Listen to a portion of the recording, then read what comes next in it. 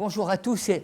Depuis plusieurs semaines, je me sens investi d'une mission qui est importante, celle de presser l'Église à rejoindre la catégorie des chrétiens que la Bible appelle l'épouse. L'épouse. Celle qui sera enlevée lorsque Jésus reviendra. À quoi reconnaît-on qu'une personne fait partie de l'épouse? L'épouse a un cœur qui brûle pour le plaisir de l'époux. Elle n'est pas parfaite, mais quand Dieu lui montre quelque chose qui ne va pas dans sa vie, dès qu'elle entend la voix de l'époux, la reprendre, elle s'ajuste rapidement, sans discuter ou traîner du pied. Dès qu'elle voit que des pensées charnelles, d'amertume, d'orgueil, d'impureté, de jalousie, de rejet, essaient de s'immiscer en elle, elle se tourne vers ces forteresses et elle leur ordonne, dehors, je vous renverse, pensée de peur, pensée de haine, pensée de colère, je vous renverse, je vous réprime, esprit d'impudicité, de culpabilité qui essaye de m'envelopper.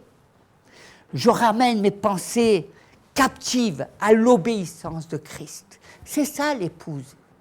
L'épouse ramène toujours ses pensées à l'obéissance de Christ. Alléluia. Et elle le proclame au nom de Jésus, au nom de l'époux. Alléluia. Je ne vous laisserai pas mettre une séparation, une barrière, une distance entre Dieu et moi, dit l'épouse.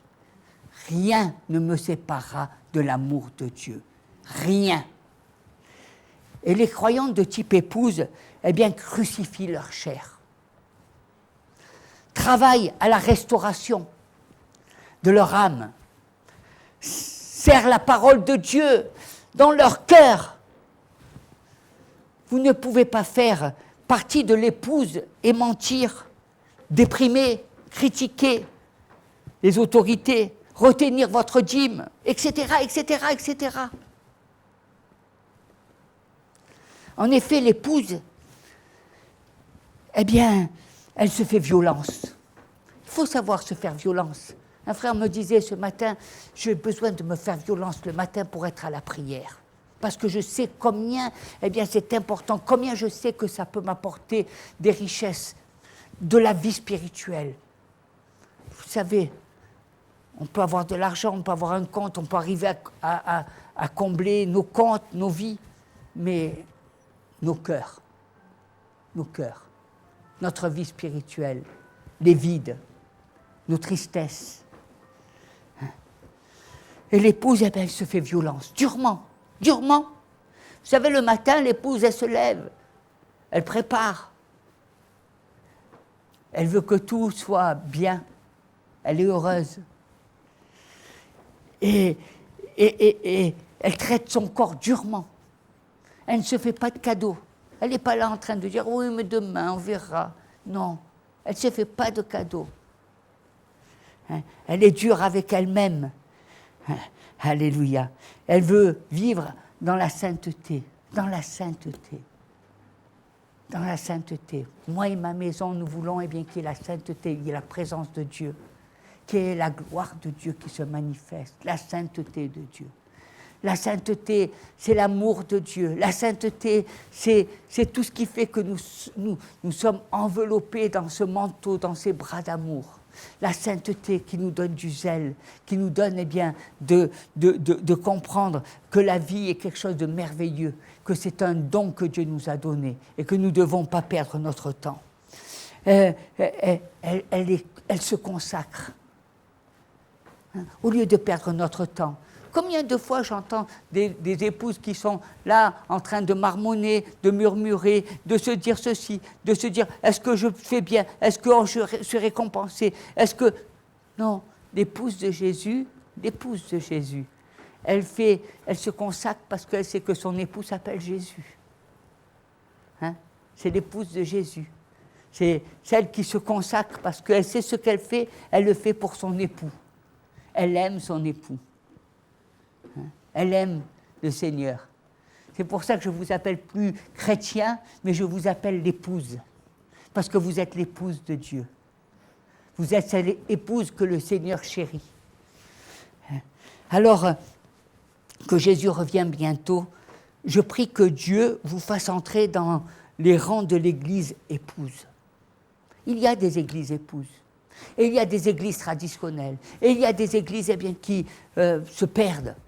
Mais il y a ce qu'on appelle les églises épouses, celles qui cherchent Dieu, qui cherchent l'époux, celles qui ne regardent pas à paraître, qui ne cherchent pas à avoir une position, celles qui cherchent à être l'épouse de Jésus. Celle qui regarde à sa robe, celle qui regarde à sa vie. Et ne bradez pas votre éternité pour des petits plaisirs éphémères de la vie. C'est à vous de décider. C'est à vous de décider de vivre pour le plaisir de Jésus. Et c'est, je vous le dis, le bon choix. Le bon choix. Parce que si vous décidez de vivre la vie et de faire plaisir à Jésus, vous aurez tout par-dessus. Tout par-dessus. Ne vous inquiétez de rien, dit le Seigneur. Mais prenez cette décision. Le diable, c'est ce qui est écrit dans la parole de Dieu. Et il est déterminé à empêcher la grande moisson parce qu'il sait qu'elle vient. Il le sait. Et il va se déchaîner, et encore se déchaîner davantage. Parce qu'il sait qu'il va y avoir une multitude. Et que ce qui s'est passé aux États-Unis, ce qui se passe en Afrique, ce qui se passe au Canada, va se passer en France. C'est le temps. C'est le temps. Et tous les hommes de Dieu, nous savons qu'il va y avoir une grande moisson. Nous savons que c'est le temps qui arrive. L'Esprit du Seigneur est là. Mais le diable, il a déchaîné ses attaques furieuses contre l'Église. Ne pensez pas que le malin, que le diable va rester les bras croisés. Il se déchaîne en utilisant toutes les armes en sa possession pour ôter la paix du peuple de Dieu, pour vous enlever la paix.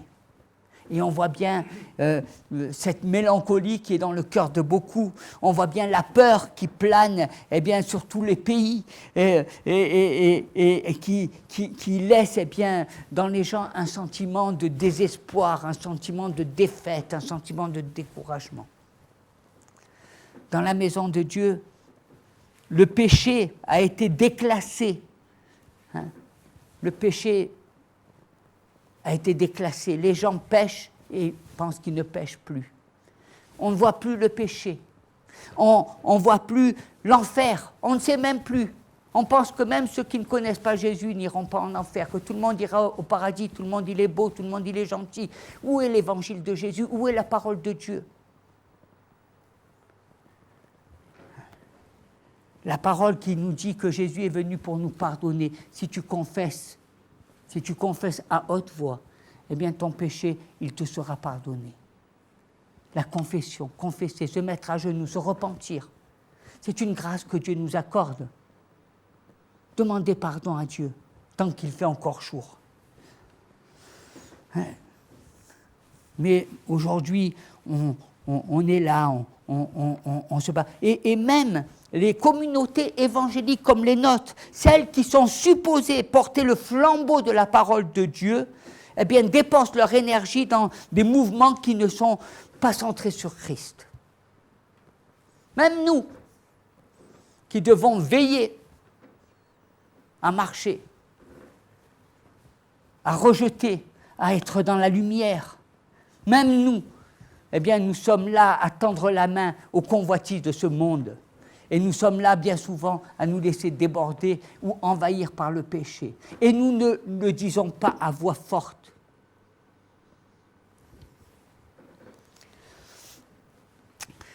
Et les Israélites, vous savez, à l'époque d'Agé, étaient découragés. au sujet d'un nouveau temple. Et j'aime bien parce qu'ils étaient dans une situation, et il y a eu plusieurs situations qui étaient comme ça. On le voit dans la période du prophète Agé, on va le voir aussi dans le livre de Timothée. On voit qu'ils étaient découragés au sujet de ce nouveau temple qui était en train de construire. Pourquoi ? Parce que leur travail semblait si insignifiant comparé à la magnificence de l'ancien temple. Ils avaient connu beaucoup de choses. Ils avaient connu tellement de choses qu'ils avaient l'impression que ce qu'ils faisaient aujourd'hui ne représentait rien par rapport à ce que le Seigneur voulait agir. C'était insignifiant pour eux. Alors qu'ils repensaient à toutes les gloires passées de Dieu, ils ont pleuré de désespoir en voyant cette maison modeste devant eux. Agé a demandé au peuple: quel est parmi vous le survivant qui ait vu cette maison dans sa gloire première? Et comment la voyez-vous maintenant? Telle qu'elle est, ne paraît-elle pas comme rien à vos yeux? Et bien aimé, la même question se pose aujourd'hui. Tu te souviens peut-être des temps où tu étais rempli de l'Esprit de Dieu. Tu te souviens des temps où il y avait des conventions. Tu te souviens des temps des manifestations. Tu te souviens et tu as l'impression que ce que tu vis aujourd'hui ne représente rien à tes yeux. Et tu as l'impression que tu vis avec une gloire passée, une gloire comme ceux qui avaient connu le temple. Mais dis-moi, est-ce que la vie de l'Église aujourd'hui ne paraît-elle pas comme rien à tes yeux comparé à ce qu'elle était dans le passé? C'est bien souvent ce que tu as dans ton cœur. C'est bien souvent ce qui te mine. C'est bien souvent ce qui te tient captif. Parce que tu regardes toujours à ce que tu as passé. Parce que, vous savez, tout ce qu'on a vécu dans notre passé, c'est toujours beau. C'est toujours magnifique. C'est là où on a connu notre premier amour. C'est là où on voyait l'Esprit se manifester. Et aujourd'hui, on a l'impression que, quelques années après, on est vide. On a l'impression qu'on travaille à vide. On a l'impression que les choses ne vont pas bouger. On a l'impression que toute cette espérance que tu avais dans le passé, n'existe plus aujourd'hui. Et la parole que Dieu a donnée à Agé à l'époque, est pour nous aujourd'hui. Et je crois qu'il faut que tu la reçoives dans le nom de Jésus. Et mon esprit est au milieu de vous. Et mon esprit, l'esprit du Dieu vivant est au milieu de vous. La gloire de cette dernière maison sera plus grande que celle de la première, dit l'Éternel des armées. Et c'est dans ce lieu que je donnerai la paix. C'est important que vous puissiez prendre conscience que de la gloire, la gloire de cette dernière maison sera plus grande, parce que mon esprit est en vous, parce que, c'est là où je vais agir, c'est là où je vais me manifester. Et ces versets, quand on regarde dans l'épître à Timothée, c'est la même chose. On voit Timothée avait été sur le point de perdre courage, il était découragé, il se laissait intimider par le mal qui grandissait. Il voyait tout autour le péché, il voyait tout autour ce qui se faisait. Je pense, si vous étiez Dieu, je ne sais pas qu'est-ce que vous penseriez. Est-ce que vous êtes mis un peu à la place de Dieu? Parce que souvent on se met à notre place, on est en train de demander à Dieu ceci, cela, mais est-ce que nous on se met à la place de Dieu quand lui il regarde ce monde et qu'il voit combien il est dans la perdition, combien il agit mal, combien il se pervertit, combien il se salit. Dieu est le péché. Quand il voit des couples qui se séparent, quand il voit des enfants qui se droguent, quand il voit des jeunes gens qui, dès 13 ans, commencent à avoir des relations sexuelles à tire-larigot, au lieu de marcher dans la chasteté.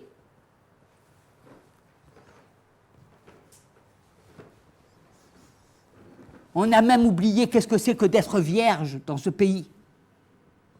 C'est quelque chose qui fait partie des choses qui n'existent pas, alors que lisez la parole de Dieu. Et vous verrez quelle est l'importance de la virginité dans la vie d'une personne. Et Timothée, il voyait ce monde qui bougeait autour. Il voyait que tout allait, que les gens faisaient ce qu'ils voulaient, qu'il disait des choses, mais il ne le faisait pas. Et lui, il commençait à se décourager. Et le Seigneur lui a dit, et Paul lui a dit, ranime le don de grâce de Dieu. Ranime ce don, ranime le don que j'ai mis en toi, ranime le don de la grâce. Et il ne fallait pas que ses mains fussent languissantes, parce qu'il était bien souvent déboussolé, parce qu'il ne savait pas, parce qu'il disait, est-ce que je vais construire, est-ce que je vais bâtir, est-ce que je vais construire cette maison de Dieu, parce qu'il était découragé. Et je crois que c'est important. Et Dieu, eh bien, ne nous a pas donné un esprit de timidité. Dieu nous a donné un esprit de force, un esprit d'amour, un esprit de sagesse, nous dit la parole. Dieu nous a donné de sortir un petit peu de cette timidité, du raisonnable. Nous sommes tellement devenus raisonnables que finalement, eh bien, on fait rien. On fait rien, et on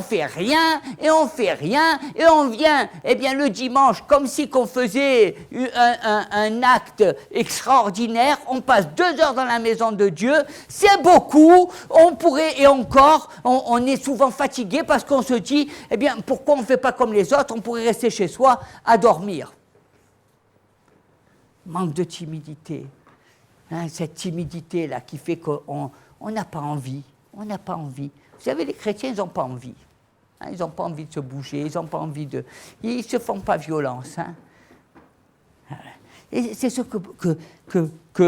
ce qui s'est passé dans le temps d'Agé. C'est ce qui s'est passé, eh bien, avec Timothée. Il disait, mais on a vu des choses extraordinaires. On a vu des foules. On a vu, eh bien, combien des âmes venaient par grand nombre. Et aujourd'hui, on a l'impression, eh bien, qu'on traverse le désert. On crie à Dieu. On crie pour avoir, eh bien, une bonne situation. On crie à Dieu pour avoir, eh bien, de l'argent. On crie à Dieu pour notre bien-être. Voilà ce qui nous intéresse. Et voilà l'Église d'aujourd'hui. Une Église qui est tournée sur elle, une Église qui cherche ses propres intérêts, une Église qui ne cherche pas le royaume, mais une Église, eh bien, qui baisse les bras. Et le Seigneur, eh bien, dit, et je vous dis ça, ce n'est pas pour vous décourager, c'est au contraire pour vous encourager. Parce que, vous savez, il faut être lucide. Dans la vie, moi, je ne suis pas de celui qui va vous laisser rêver, penser que tout est merveilleux, et ensuite vous dire, voilà, contente-toi de ça. Ça, c'est des aveugles, ils se contentent. Quand tu leur dis quelque chose, ils vont te dire autre chose, mais ils s'aveuglent eux-mêmes. Moi, je préfère voir les choses en face, et ça me fait prendre de bonnes décisions. La vérité vous affranchit, la vérité vous libère des chaînes, la vérité vous libère de la captivité. Et le Seigneur, eh bien, il nous dit, toi mon enfant, fortifie-toi dans la grâce, fortifie-toi, et la grâce, elle se trouve dans la personne de Jésus-Christ. Fortifie-toi dans la personne de Jésus, fortifie-toi, ne rentre pas dans ces salades de te fortifier dans les hommes, dans les stratégies. Fortifie-toi dans le Seigneur. Vous savez, les hommes, ils ont toujours tendance à vouloir, eh bien, quand on leur dit que ça ne va pas, ils vont faire des stratégies. Ils vont se dire, il faut faire comme ci, il faut faire comme ça. Alors là, on va pouvoir arriver. Mais non, fortifie-toi dans le Seigneur. Fortifie-toi en Christ. Fortifie-toi dans la personne de Jésus. Ce qui paraît le plus facile est le plus difficile. Ça, fortifie-toi dans la prière, fortifie-toi dans la présence de Dieu, fortifie-toi dans la parole du Seigneur, fortifie parce que tu ne peux pas donner ce que tu n'as pas reçu. Tu ne peux pas, eh bien, adorer un Dieu que tu ne connais pas. Fortifie-toi. Fortifie-toi dans la grâce. Et il lui dit, eh bien, en 2 Timothée, mais maintenant, sois fort, dit l'Éternel. Zorobabel, sois fort, Joshua, fils de Josadek, grand sacrificateur, et soyez forts, vous, tout le peuple du pays, et travaillez, ne craignez pas. Voilà la parole du Seigneur. Voilà la gloire qui est... arrêtez de faire des transactions, arrêtez de voir les incapacités, soyez forts, proclamez la parole de Dieu, proclamez les paroles de Christ, proclamez la puissance de Jésus, proclamez la victoire de Jésus à la croix. N'autorisez pas dans votre vie à laisser le malin prendre le dessus, que le maladie, je rejette la maladie dans le nom de Jésus, je la rejette parce que le Seigneur par ses meurtrissures me guérit et je proclame la guérison dans les corps des enfants de Dieu. Je proclame la guérison, je ne suis plus esclave, je ne suis plus sous la servitude, mais le Seigneur m'a libéré des chaînes de l'esclavage. Proclamer la parole, vivre la parole, s'appuyer sur le Seigneur lui-même. Qui est mieux que Jésus? Qui peut être comparable à Jésus? Est-ce que vous pensez qu'il y a des hommes qui valent le Seigneur? Non. Appuyez-vous, peuple de Dieu. Il le dit à des sacrificateurs, à des hommes de Dieu. Il dit maintenant, il faut arrêter, soyez forts dans le Seigneur. Soyez pas en train de pleurer parce que vous voyez une pandémie. Soyez pas en train de sortir les mouchoirs. Soyez pas en train de vous calfeutrer dans les maisons. Soyez pas en train de trembler si vous devez faire quoi que ce soit. Soyez forts. Soyez forts. Vous savez pourquoi les gens ne sont pas forts? Parce qu'ils ne proclament pas Jésus. Parce que quand ils sortent, la plupart des gens ne se placent pas sous le sang de Jésus. Ils ne peuvent pas être gardés. Le malin sait très bien, il vous connaît, il connaît vos points faibles. Vous croyez qu'il dort, le diable? Il sait très bien vos points faibles, il les connaît beaucoup mieux que moi. Et lui, il va les utiliser contre vous.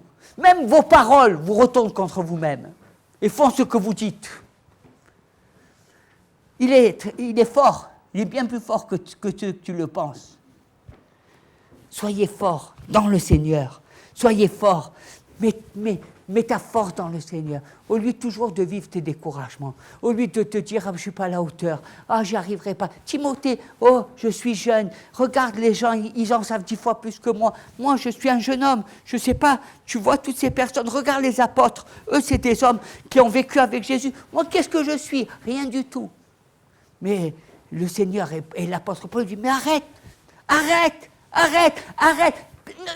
Ne perds plus de temps. On passe notre temps et notre vie à tergiverser autour de nos propres pensées. On est là en train de se contempler et de dire « Ah oui, ça c'est bien là, mais je ne veux pas, non mais... » Va, marche. Qui c'est qui t'a demandé de te poser des questions? Marche, avance. Et le Seigneur sera avec toi. Toujours. Pour faire quelque chose, on a l'impression qu'il faut qu'on ait la perfection, qu'on ait tout. Va avec ce que tu as et Dieu va te donner la victoire. Il ne t'a pas demandé des mille et des cents pour faire quelque chose, il t'a dit va simplement. Va avec ta foi. Va, vaillant héros, et je te donnerai la victoire. Et pour encourager son peuple, Dieu n'atténue en rien le fait de la ruine. Il ne dit pas « Ah non, mais la situation va s'améliorer, 2021, ne vous inquiétez pas, la pandémie ne sera plus, les hôpitaux seront vides. » Ça, c'est ce que les gens du monde attendent. Ça, les gens du monde, ils attendent ça. Mais dans l'Église, on ne parle pas de ça. Parce que nous, ce qui nous intéresse, c'est le royaume de Dieu. C'est pas de savoir s'il y a la pandémie ou pas la pandémie, si le vaccin sera bon ou s'il ne sera pas bon, si les gens vont se faire vacciner ou s'ils ne vont pas se faire vacciner, si les gens seront chez eux ou si les gens ne seront pas chez eux. Ce qui nous intéresse, c'est d'être ancrés dans la personne de Jésus. Le royaume. Le royaume. Le royaume. Encore plus. Maintenant, parce que vous savez, cette pandémie, il pleut sur le bon comme sur le mauvais, et bien sûr, alors au lieu de vivre dans la prudence, je fais attention à ma vie spirituelle. Parce que mon passeport pour le ciel, c'est pas la prudence. Mon passeport pour le ciel, c'est d'être pur devant les yeux de Dieu. C'est de marcher dans les voies de Dieu. Mon passeport pour le ciel, c'est pas que je me mette dans un petit coin et que je m'enferme ou que je m'isole. Ça me donnera pas le ciel. Le ciel, c'est quand je serai en harmonie, quand je serai dans le même cœur avec le Seigneur, quand je prierai, quand je le louerai, quand je l'adorerai, quand je lèverai mes mains vers lui, quand je marcherai dans ses voies, quand je ferai sa volonté et non la mienne. Hein, et c'est à cela que le Seigneur, eh bien, il nous appelle. Il nous dit. Et moi, j'aime bien parce que, vous savez, la parole de Dieu a été donnée et mon esprit sera au milieu de vous. Alléluia. Hein? L'esprit du Seigneur est au milieu. Et la gloire de cette dernière maison sera encore plus grande que celle de la première, dit l'Éternel. Alors, est-ce qu'on va se décourager? Est-ce que, parce qu'on voit toutes ces choses-là, alors on doit être comme ces sacrificateurs ou comme Timothée qui vont se décourager? Non, au contraire, au contraire. Hein, au contraire, cela nous appelle à travailler davantage pour le Seigneur. Hein, ça nous donne de travailler, de nous projeter, de rechercher. Vous savez, aujourd'hui, il y a des gens qui critiquent l'Église. Il y a des gens qui salissent la maison de l'Éternel. Il y a des gens qui disent qu'il ne faut même plus aller dans les églises. Il y a des gens qui disent, mais à quoi ça sert des bâtiments? L'Église, c'est nous. Et ils sont là, alors que Dieu, lui, il veut que nous puissions avoir un cœur pour la maison de Dieu. Il veut que nous puissions rentrer dans cette maison. Et on prie pour que Dieu nous donne, nous, dans cette église, d'avoir un nouveau local, de rentrer dans cette nouvelle dimension, de rentrer dans un lieu où nos cœurs ont mis tout leur amour pour pouvoir rentrer dans cette dimension. Combien de chrétiens sont là et disent, bon, c'est l'idée du pasteur, c'est ceci. Mais non, est-ce que tu aimes Dieu? Est-ce que vraiment tu es fervent du Seigneur? Est-ce que tu as envie d'agir? Est-ce que tu crois en la maison de Dieu?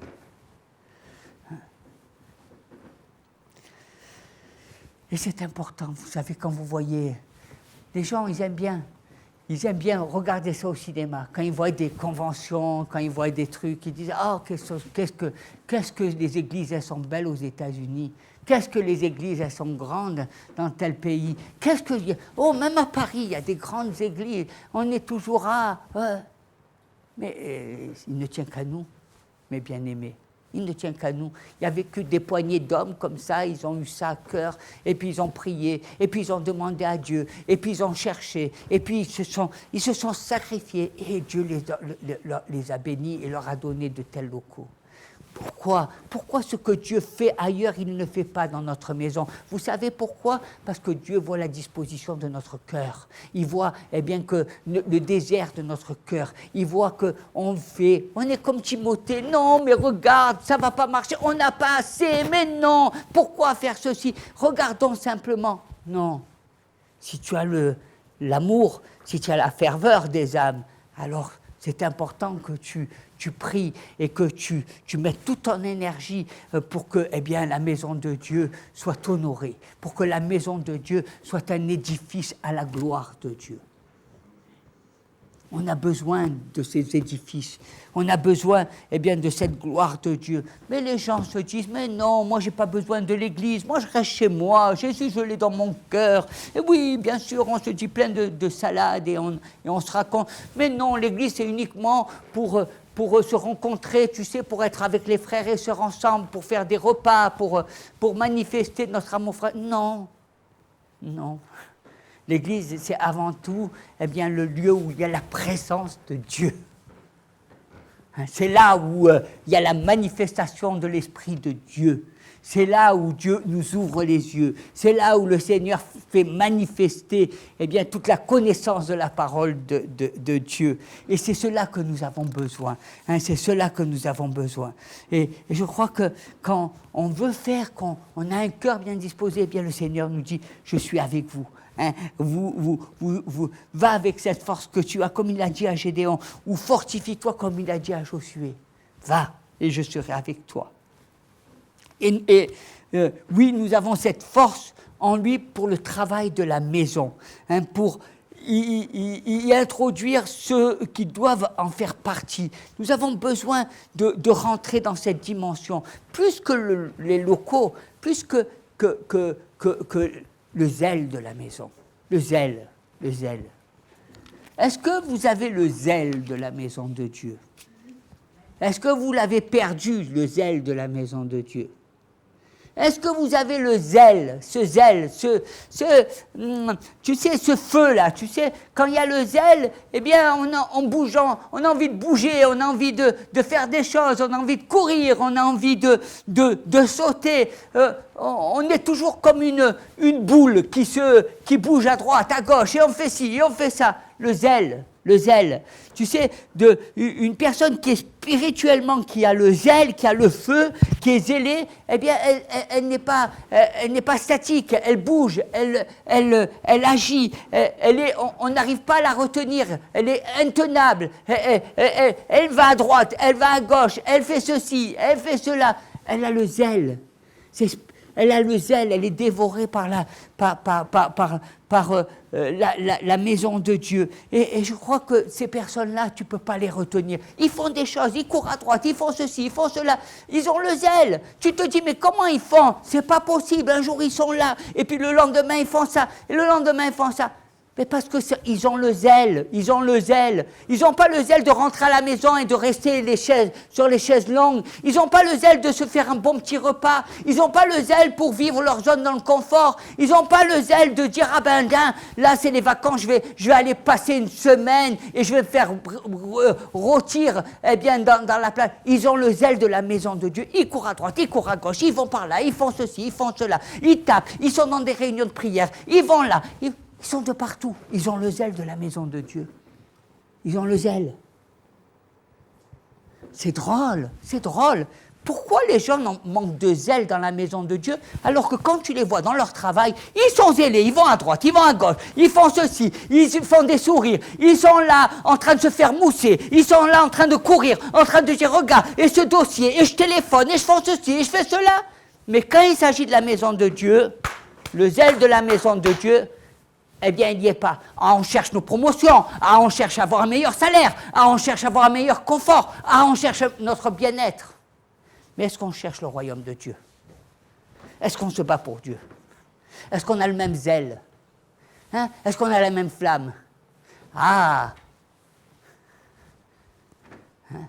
Le zèle. Le zèle, c'est ce qui t'embrase. Le zèle, c'est ce qui fait que ta vie, eh bien, elle manifeste, l'épouse le zèle. Si tu ne l'as pas sur terre, tu n'auras pas dans le ciel. Parce que tu n'y seras pas dans le ciel. Le zèle, c'est ce qui fait que tu aimes. Quand tu aimes, tu es zélé. Quand tu es rempli de la présence de Dieu, tu as le feu qui te dévore. Vous imaginez qui te dévore. Le zèle qui te dévore. Le zèle qui fait que tu es dévoré, parce que Dieu t'amène à rentrer dans une autre dimension. Et je crois que c'est important, parce que le zèle te libère, parce que le zèle te procure tellement de plaisir. Parce que quand tu vas parler de Jésus à quelqu'un, et la personne va donner son cœur, tu seras dans la joie. Parce que tu te diras, bien, bon et fidèle serviteur. Tu entendras la voix de l'Esprit te dire ces paroles. Et si tu es zélé pour aller au travail, les commérages, WhatsApp, etc., bien, moi je te conseille de faire attention, de te mettre en prière et de prier, parce que tu es victime d'une attaque du malin. Parce que le diable, il essaie de te voiler la face. Parce que le diable, il essaie de te tenir cadenassé. Ce n'est pas ce que tu as sur la terre. Personne ne l'a amené. Il y a des gens qui ont travaillé toute leur vie. Et qu'est-ce qu'ils ont fait de leur argent? Rien.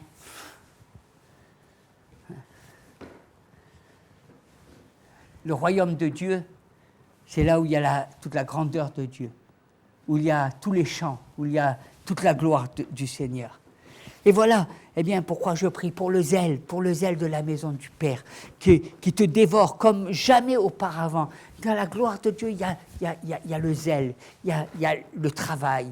Hein, le travail, vous savez, le travail dans le Seigneur. Et je disais, c'est vrai, on fait une chose, on s'arrête. On fait une chose, on s'arrête. On fait une chose. Mais vous savez, quand la bénédiction de Dieu descend, c'est quand tu fais quelque chose. Et tu fais la même chose. Et tu fais encore la même chose. Et tu avances dans le travail. Et tu avances dans le travail. Tu dis, il n'y a personne qui me regarde, il n'y a personne qui me voit. Je travaille. Et je ne vois pas les fruits de mon travail. Et un jour, tu vois, tous les fruits de ton travail, parce que Dieu a posé sa main sur toi, parce que tu as la récompense du Seigneur. Ce n'est pas la récompense des hommes, mais c'est la récompense de Dieu qui descend sur toi. C'est la vie. Il y en a qui vont dire c'est la chance. Il y en a qui vont dire c'est la destinée. Il y en a qui vont dire ceci, il y en a qui vont dire cela. Mais la destinée dans le Seigneur, c'est toi qui l'as fait. Il suffit de marcher dans la vérité. Il suffit d'être tenace. Combien j'ai vu de chrétiens qui ont eu des dons merveilleux, qui ont eu des dons extraordinaires, où Dieu avait vraiment un projet d'avenir pour eux, et combien j'ai vu des personnes qui ont gâché leur vie spirituelle parce qu'ils n'ont pas su utiliser ce que Dieu leur avait donné. Parce qu'ils ont travaillé un temps, et puis ils se sont découragés, et puis ils ont fait que ça. Leur vie, de toute façon, quand vous regardez à la vie des personnes, vous voyez, ils ont fait ça, et puis ils se sont découragés, ils ont fait ça, et ils ont laissé tomber, ils ont fait ça. Est-ce que vous croyez que quelqu'un qui fait un sport et qui se bat pour, mettons, devenir un champion de football, il va faire 1 an du football, l'année d'après il dit non, mais je vais faire du basket parce que le football ça marche pas, et puis après il va dire je vais faire du handball, et après il va dire, alors qu'il avait tout pour devenir un bon footballeur. Pourquoi ? Pourquoi ? Et puis il y a ces chrétiens là qui disent, ah mais moi je comprends pas, si Dieu nous bénit, alors c'est une église de 10 000 personnes. Et ils veulent voir grand. Voyons très grand. Étape par étape, mes amis. Étape par étape. Dans la vie, ça ne sert à rien de vouloir se prendre pour rechercher, à vouloir éblouir tout le monde. Non, étape par étape. Pas à pas. Pas à pas. Tu construis ta vie pas à pas. Tu construis ta vie, même dans ton couple, c'est pas à pas. Étape par étape. Ça ne se fait pas comme ça. Une maison ne se bâtit pas un jour. Elle se bâtit, étape par étape. Il faut d'abord qu'il y ait des bonnes fondations. Parce que s'il n'y a pas de bonnes fondations, ta maison, elle s'écroule. Elle tombe comme du sable. Et c'est pour ça que nous avons besoin d'être zélés. Je prie pour que le zèle de la maison de Dieu.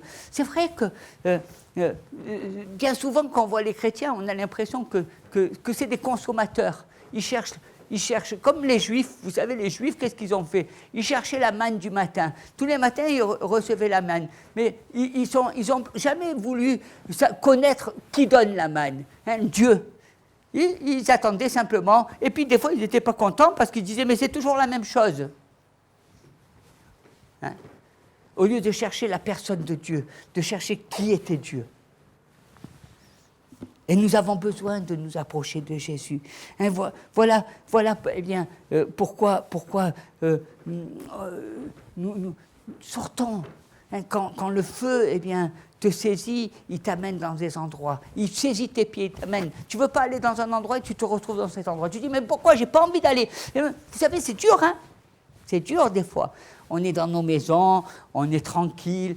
C'est ça souvent les chrétiens. Ils disent, tu sais, moi l'église, c'est formidable. Alors il y a l'église et puis il y a mon jardin secret. Mon jardin secret, c'est ma vie, c'est ma maison. C'est là où je fais ce que je veux. Je me repose, je me détends. Non. Il n'y a pas de jardin secret quand tu es dans la maison de Dieu. Ta maison de Dieu, elle se déplace. Et puis Dieu te donne le zèle et il te sort de tes zones. Il te sort de toi-même. Tu n'as pas envie de faire ça, le Saint-Esprit te dit non, va là. Ah non, mais non. Il faut arrêter. C'est ça l'obéissance. L'obéissance, ce n'est pas de dire j'obéis à quoi ? Au Saint-Esprit. À ce que le Saint-Esprit te montre et te dit. Obéir à la voix de Dieu, c'est pas faire ce que je veux, c'est faire ce qu'il veut. C'est pas de me dire je vais vivre une vie paisible et tranquille, c'est je vais mettre ma vie au service de Dieu. Et même si j'ai pas envie, même si je dois, je vais prier avec cette personne. Même si je n'ai pas envie, je vais aller à tel endroit et je vais parler à cette personne. Des hommes et des femmes zélés, des hommes et des femmes qui avaient la conscience de ce qu'ils apportaient, des hommes qui ont envie de donner, des personnes qui se limitent pas, des personnes... Alors, bien sûr, on peut toujours se dire « Église, Alléluia, gloire à Dieu, chanter, etc. » et rien faire. Mais est-ce que vous croyez, honnêtement que c'est ça, la gloire de Dieu? Est-ce que vous croyez que c'est ce que vous recherchez au fond de vous-même? Est-ce que vous ne passez pas à côté de l'essentiel? La présence de Dieu. L'Esprit de Dieu. Celui qui va toucher les âmes, qui va sauver, qui va amener eh bien, quelqu'un à s'ouvrir, qui va apporter des réponses eh bien, dans le cœur.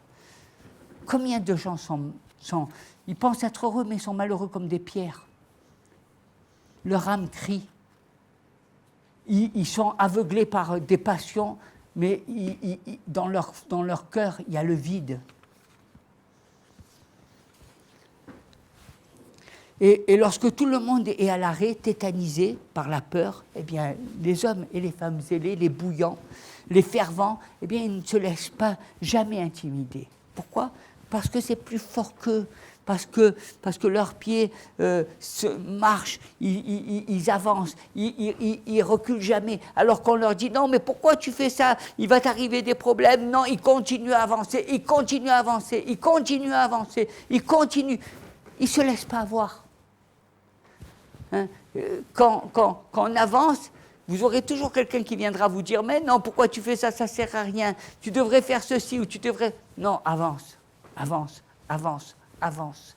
Bats-toi, avance.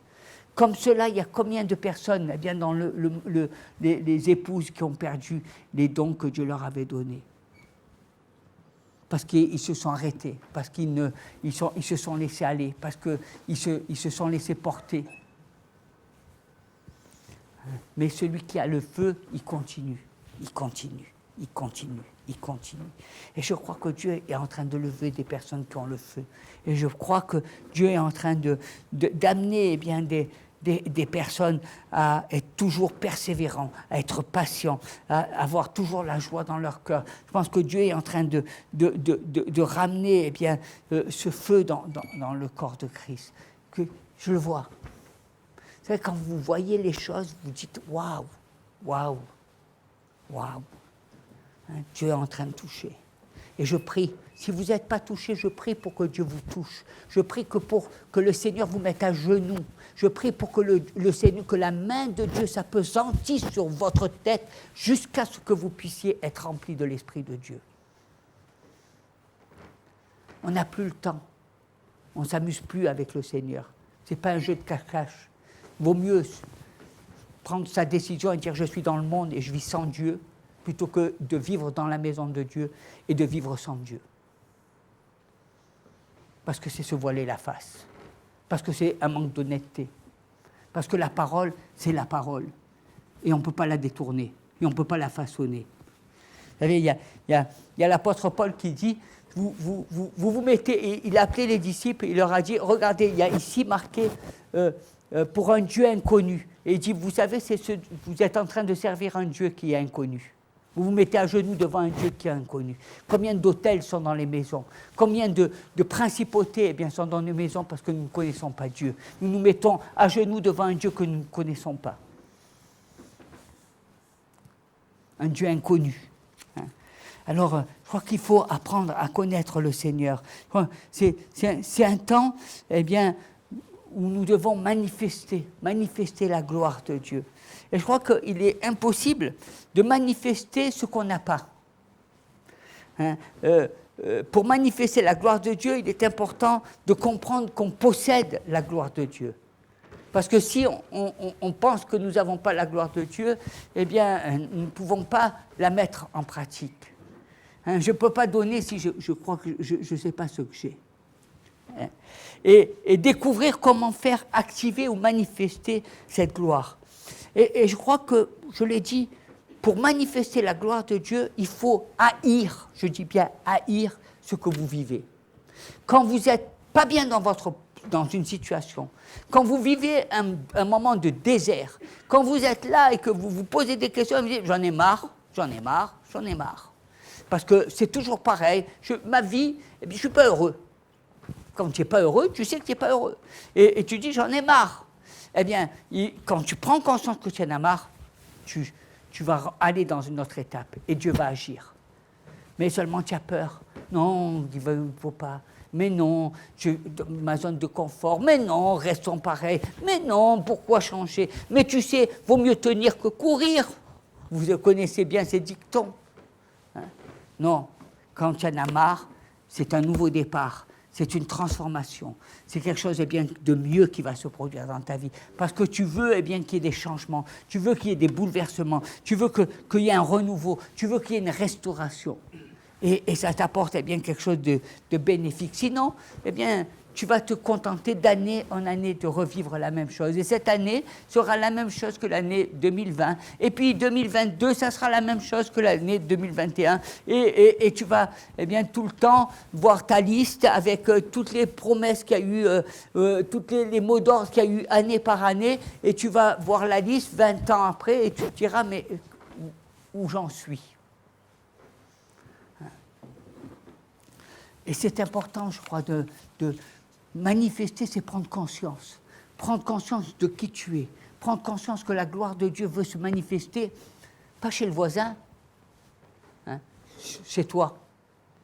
Que Dieu veut t'utiliser, que Dieu veut prendre possession de ta vie, que Dieu veut te prendre à toi tout entier et t'utiliser pour sa gloire.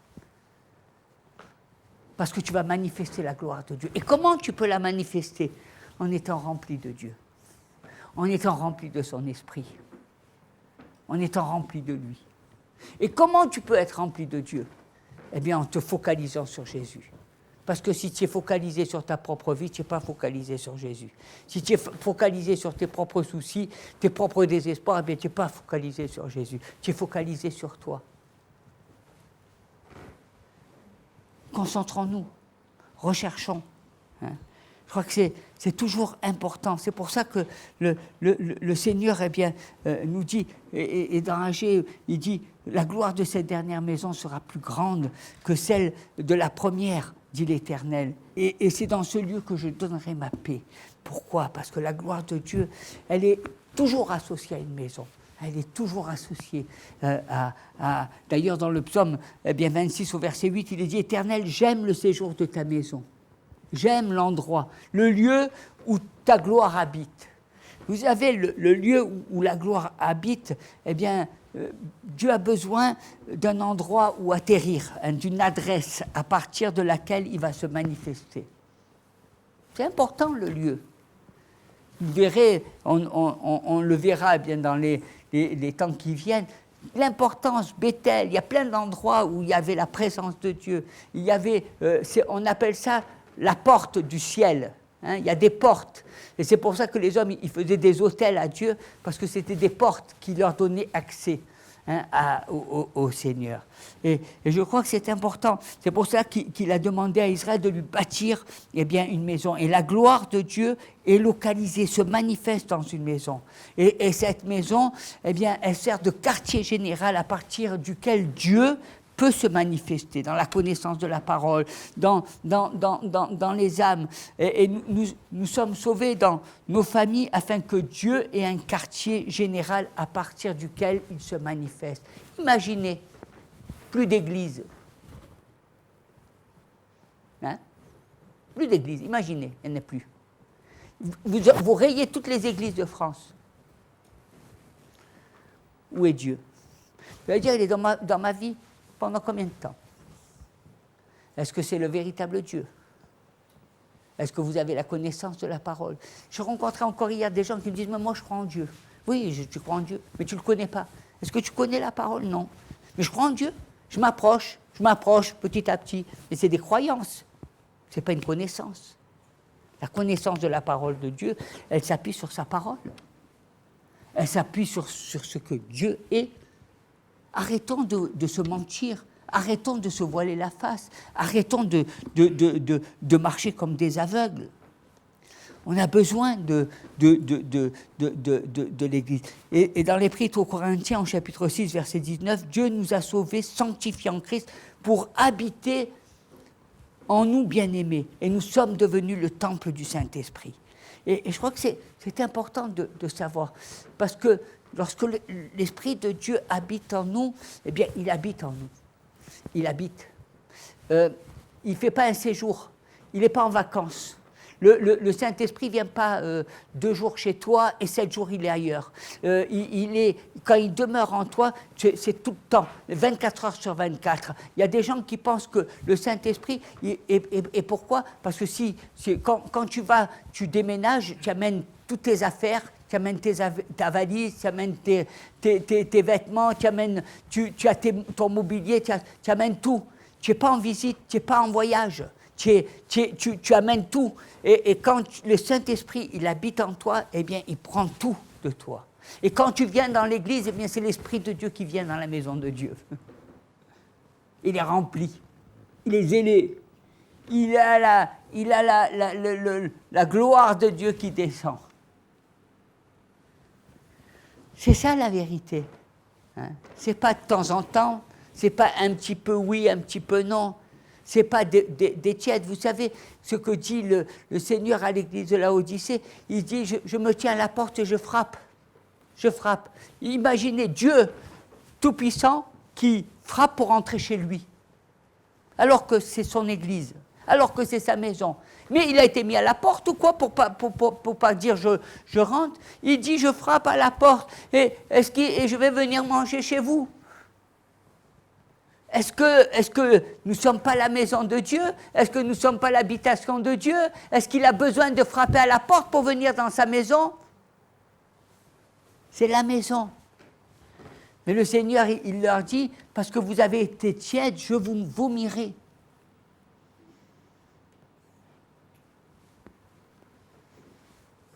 Alors nous devons bien, je crois que c'est tellement important, vous savez, de revenir avec l'Esprit du Seigneur et de le manifester dans la présence de Dieu. Alléluia. On va s'incliner dans la prière pour véritablement, demander à Dieu le zèle de la maison. Demander à Dieu que la gloire... Et je sais, de toute façon, que je le demande ou pas, je sais que ça va se manifester. J'ai même pas besoin de vous demander quoi que ce soit, puisque ça va être comme ça. Hein? J'ai eu la révélation du Seigneur, et c'est quelque chose qui va se manifester pendant cette année. Et ça va se manifester très vite. Donc, il n'y a pas besoin d'accord, il y a besoin de savoir si toi tu veux faire partie de cette église ou si tu ne veux pas faire partie de l'église de Jésus. Si toi tu veux être dans ce zélé ou pas. C'est une décision, c'est toi qui dois prendre cette décision. Il n'y a pas des excuses, parce que tu peux toujours tourner en rond, tu peux toujours... Il y a des gens qui disent, mais moi tu comprends, je fais tout ce qu'il faut, je fais ceci, je fais cela. Non, Dieu dit, tout ça je m'en fous, je veux ton cœur, je veux toi, je veux ta personne. Ce n'est pas ce que tu fais qui m'intéresse, c'est ta personne, je te veux tout entier.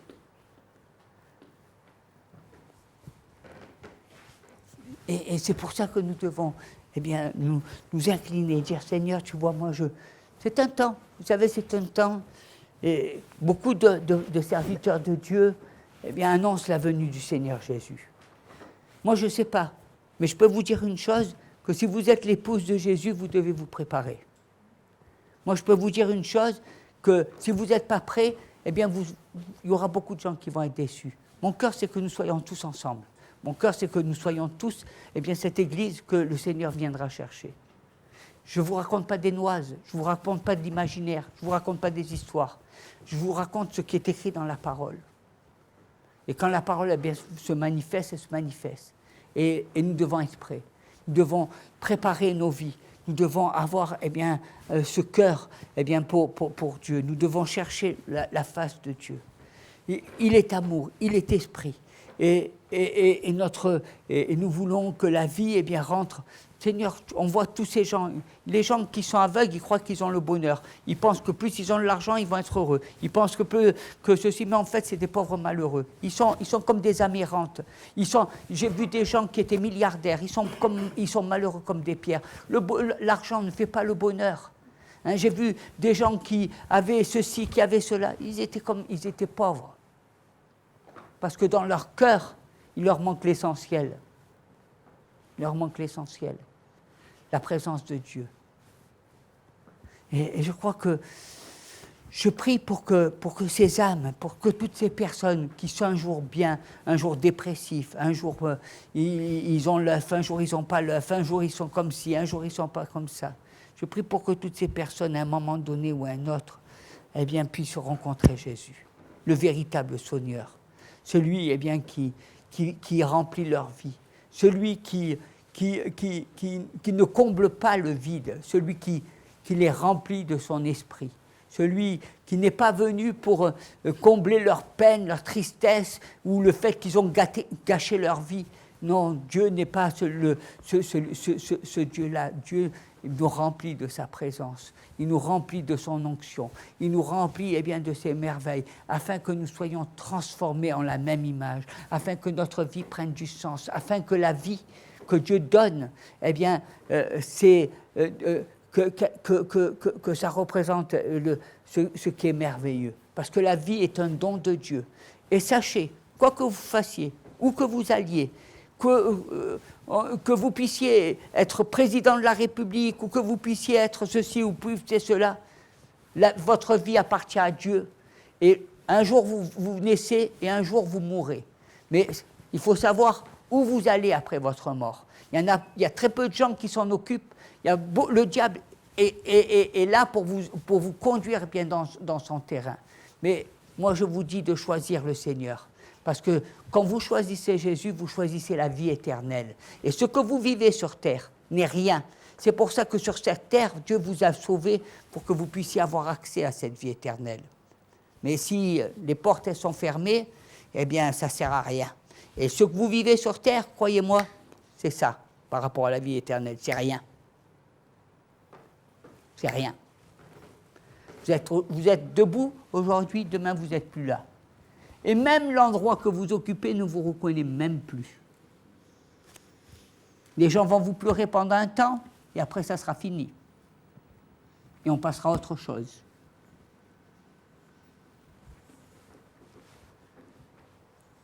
C'est la vie. C'est la vie. C'est pour ça que celui qui a trouvé le Seigneur, il a trouvé eh bien, le plus grand trésor. Parce que la vie, eh bien, dans le Seigneur, elle va jusqu'à l'éternité. Alléluia. Merci Seigneur de toucher tes enfants et Seigneur de leur donner, eh bien, de rentrer dans ce plan de Dieu, de leur rentrer, de donner dans cette dimension de la gloire de Dieu. Seigneur, que tu agisses, eh bien, qu'ils puissent rentrer dans ce plan, pour cette ville de Marseille, pour ce pays tout entier, Seigneur, que vraiment il y ait quelque chose qui soit bousculé et qui soit bien plus grand. Seigneur, des fois je me disais, tu vois, j'ai vu beaucoup de choses, on a fait beaucoup de choses, on a fait Marseille en fête, on a fait le Dôme avec des serviteurs de Dieu comme Bénigne, on a fait des conventions, on a fait ceci, on a fait cela. Et le Seigneur, il dit, bien ça c'est rien par rapport à ce qui va se produire. Parce que Bénigne n'a pas changé la France. Parce que vos conventions, vos chants, eh bien, ça n'a pas changé le pays. Mais aujourd'hui, Dieu veut changer le pays. Le Seigneur dit, la France m'appartient. Et je veux qu'il y ait mon nom qui marche, qui soit inscrit dans la France. Et les pays francophones. Et que vous puissiez, vous, Français, regarder à ce qui se passe autour. Vous allez voir eh bien, des églises de 15, 20 000 personnes qui sont dans des pays qui n'ont peut-être pas de quoi manger, mais qui glorifient le Seigneur. Et puis vous allez aller dans des pays comme le Canada, où vous allez voir eh bien, des millions de personnes glorifier Dieu, avec des endroits qui font rêver même les maires de Marseille, parce que ce sont des salles eh bien, à la gloire de Dieu. Préparez-vous, travaillez. Et vous verrez que le Seigneur eh bien, sera au rendez-vous. Préparez-vous pendant cette année et vous allez voir que Dieu va être au rendez-vous. Ce n'est pas des rêves, ce n'est pas des fantaisies. Il faut être prêt. Préparez-vous. Et vous allez voir eh bien, la main de Dieu dans votre vie. Et la gloire de Dieu se manifester dans le nom puissant de Jésus. Amen.